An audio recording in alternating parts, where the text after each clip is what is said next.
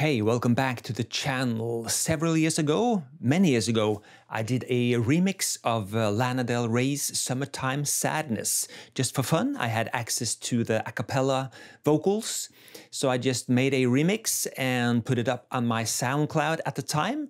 And I had it up there for a couple of weeks and I changed my mind. I pulled off the vocals, did a few minor adjustments to the arrangement, and I released this as Midnight Drive Part 2. But as a learning experience, I put out my original remix on my YouTube channel right now. And today I'm going to break down what I did. Let's check out the song from start to finish first and we'll break it down afterwards. Kiss me hard before you go. Summertime sadness. I just wanted you to know that, baby, you're the best. Got my red dress on tonight, dancing in the dark in the pale moonlight. Done my hair up real big, beauty queen style. High heels off, I'm feeling alive.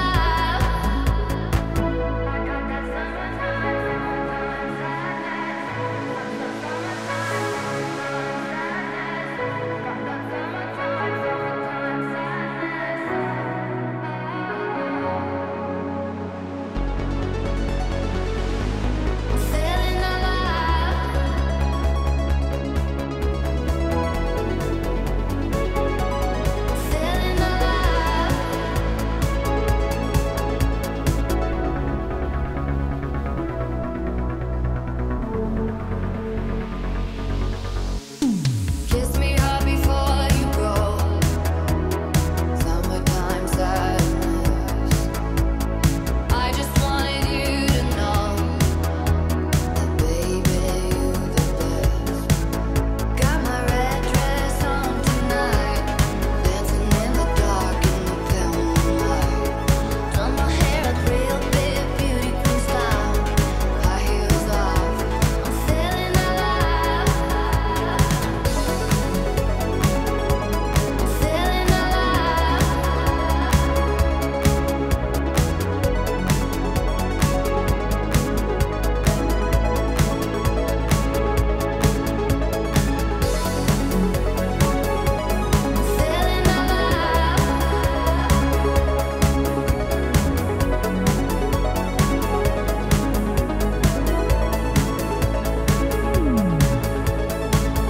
Think I'll miss you forever, like the stars miss the sun in the morning sky.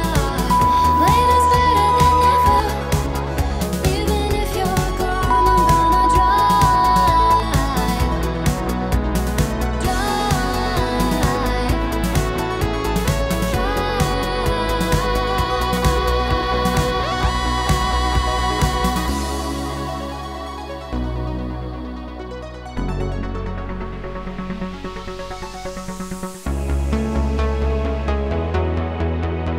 Summertime sadness. Summertime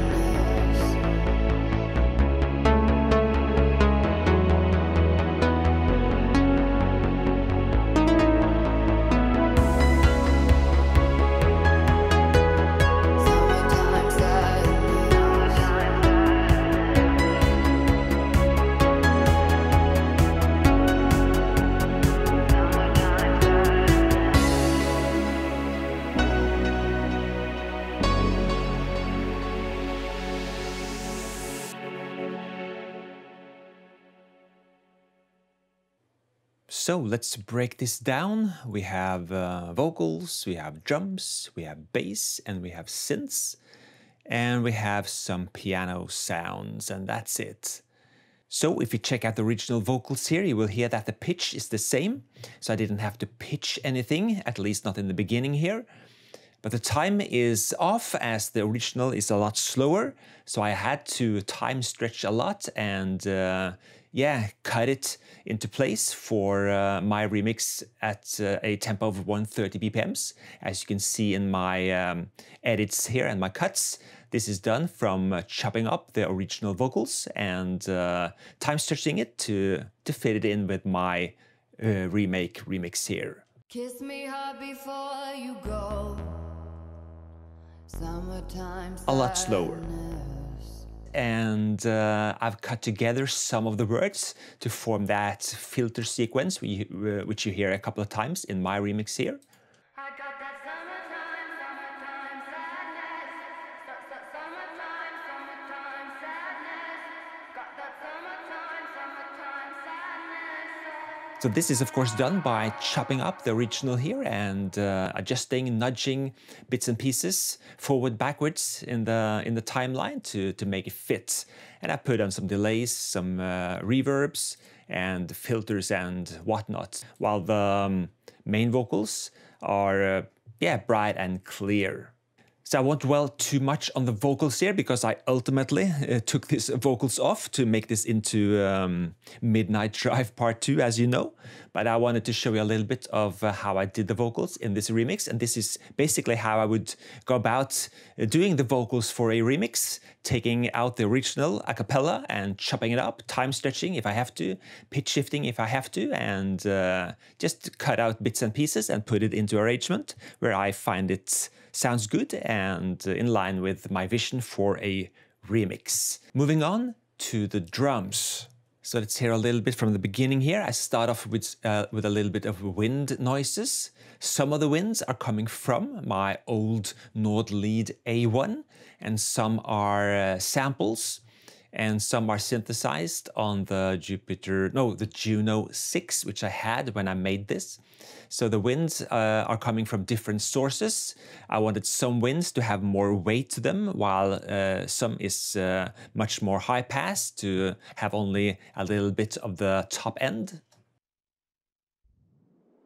Typical reverse wind going into the kick drum, and I just fade it out again. A simple reverse in the DAW. The kicks are a 707 and a higher one with more click. A little bit of clap. A little bit of hi-hat and more wind. And moving on to the main part, had a little bit of a tom fill here.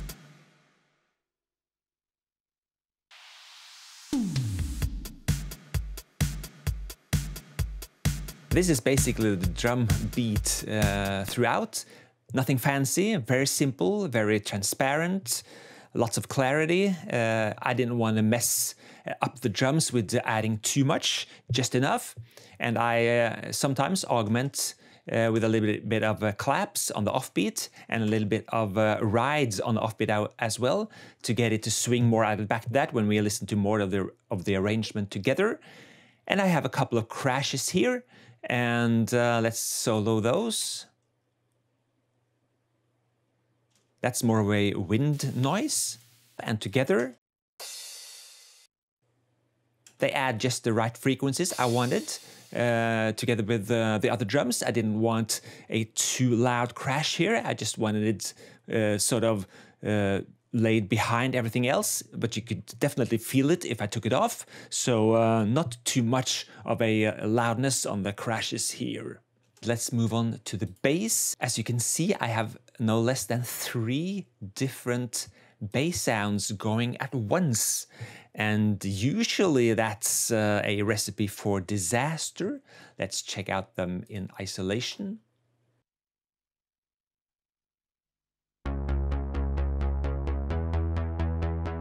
So they're pretty much mono, not much stereo information here. I have a Juno 6 bass from my, again, original Juno 6.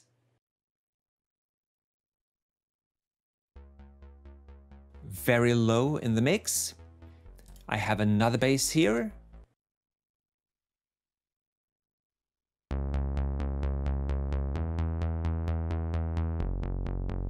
I'm not exactly sure where this is coming from.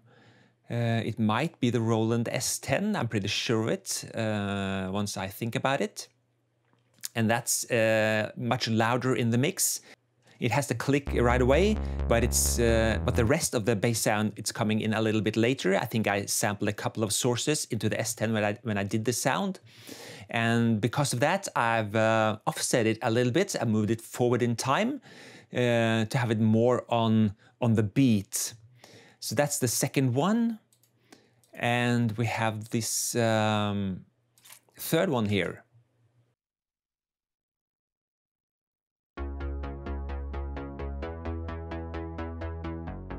Not sure where this is coming from either, but it's probably some sample I had. This has a more of a metallic, a little bit harder sound, but together these three form up the bass. I wanted it to cut through more in the mix because of the vocals.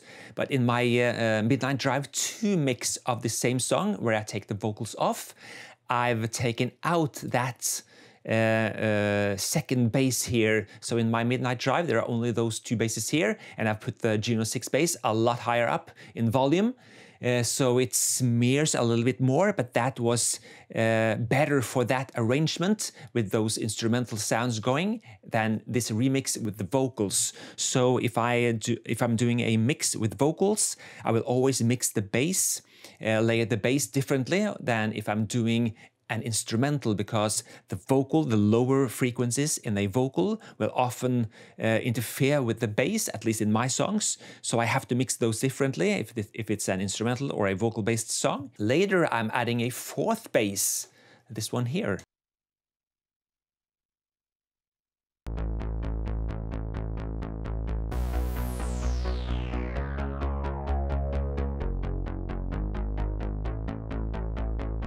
A sweep that is, of course, high-passed a lot, so it won't interfere with those other bass sounds. So high-passing is something I do very, very much, as you will see when we now move into the synth sounds. I did have a little bit of bass here as well.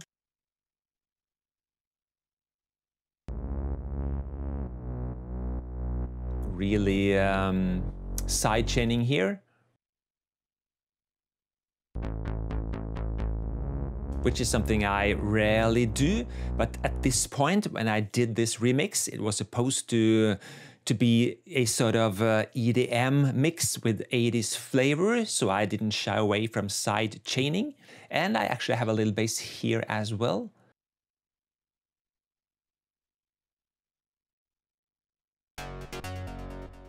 Coming in on what you might call the second part of the second verse or whatever.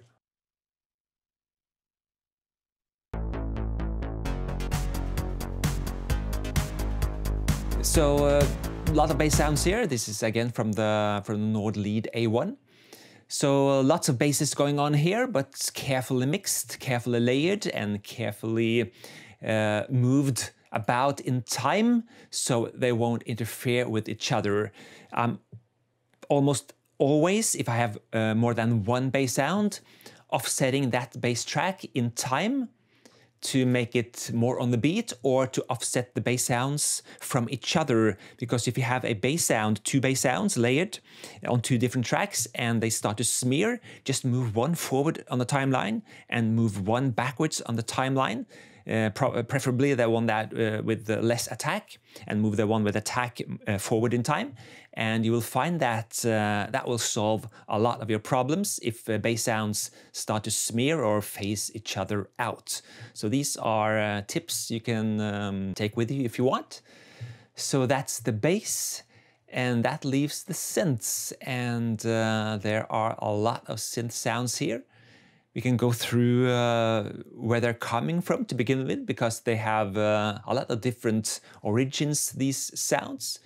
Some of these sounds are coming from an old version of the Arturia V collection, the Solina String, CS80, ARP 2600. I have some sounds from the Alpha Juno, my Roland Alpha Juno synth. I have some from the JX8B. These are all from the original hardware. I have some sounds, the arpeggios are all coming from the Juno 6 again, which I had at the time. I have a sound here from the Novation Mini Nova, which I had at the time. A lot of the sounds in this arrangement are coming from the Nord Lead A1. And this sound is off the old Moog Slim Fatty I also had at the time, a great synth. So I pulled some sounds off of that. and more from the Mini Nova, Node lead again, and yeah, the 8p soundtrack, of course, which are prominently heard when the full drums start to play. So let's solo some of them and see what they do.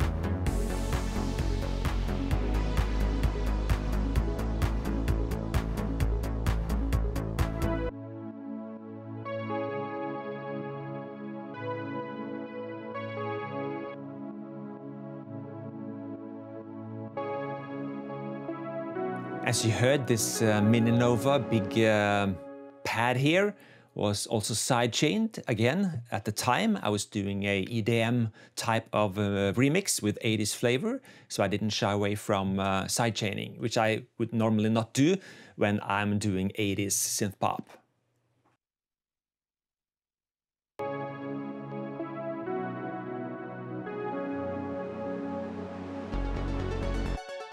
That is the arpeggio from the Juno 6, of course.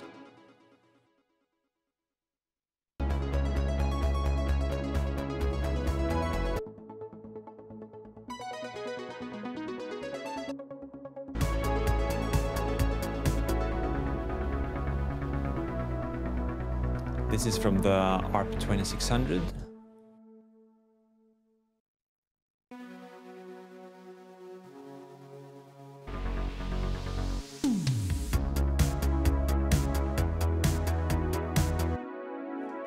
The soundtrack, of course, from the JX8P.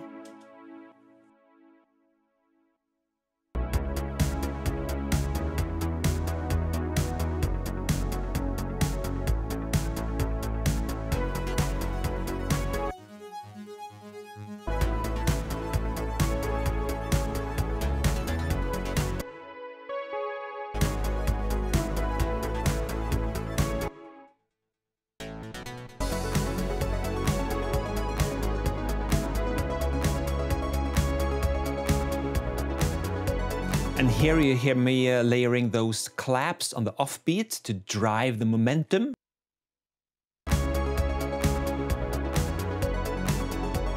And when I'm doing a third pass here, I'm adding the rides as well on the offbeat, again to drive the momentum even further in towards the sort of a climax.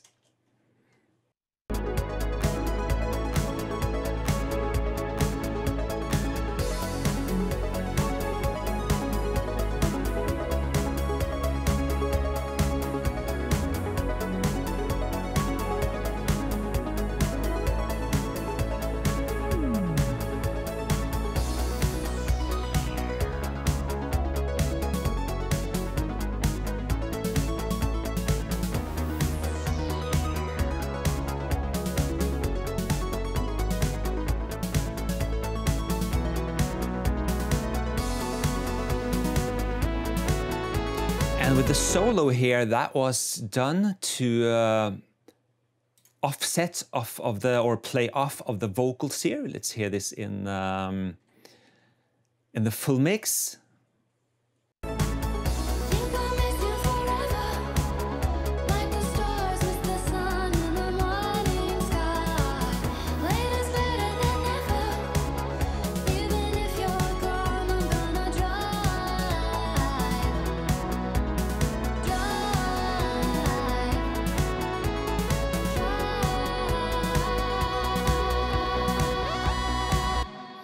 So when she goes up, the solo goes down, etc.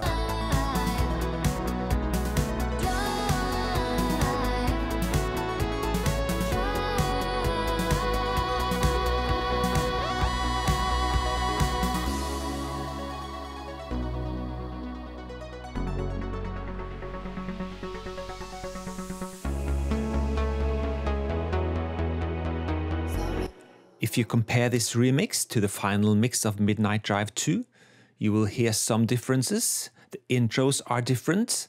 I've added a bit more JX8P to Midnight Drive 2. And I've taken out some as well on Midnight Drive 2, among them those pluck sounds you hear at the end here in this remix. These were recorded wet with the reverb from Strymon Big Sky, if I remember correctly. And I didn't feel they sat well with the Midnight Drive 2 and the experience I wanted to share with that. So that's a difference as well.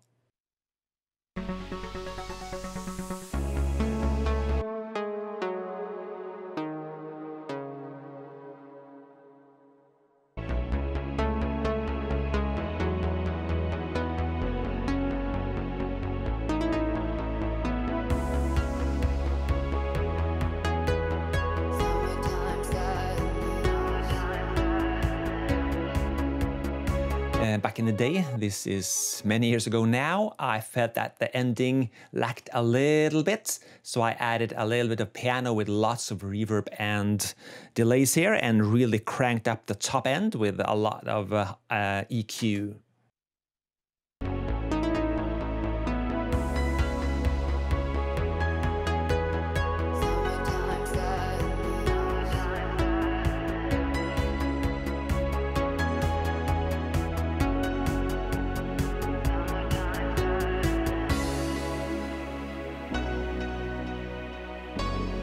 And since I used that piano at the end here, I also felt I needed a little bit of it in the beginning, but this time at a much lower register.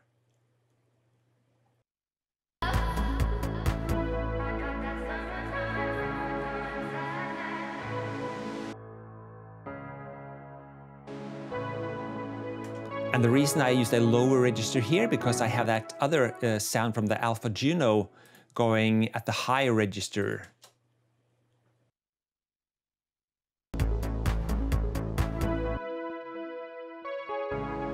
So when one sound goes up in the register or a lot of EQ at the top end, I think it's a great idea to have another sound playing at a much lower register with a much more subdued sound or whatever to make the contrast more apparent. It's more texture for the arrangement, more enjoyment for the listener, I think. You can listen several times and find new things. So pan things, hard left and hard right, use different reverbs, different delay times, etc. to make things happen here and there throughout the arrangement. It's so much more interesting for the listener. So this is something I do all the time. So when I took off the vocals and went for Midnight Drive 2 with this arrangement instead, I added more of these pianos as well.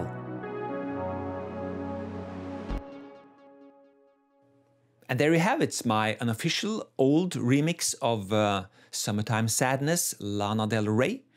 I have both Midnight Drive 2 and this remix on my playlist now, Espen Kraft Music, so you can check them out in isolation. So as always, thank you so much for watching, and leave a comment in the comment section if you want to, and I'll see you next time. Cheers!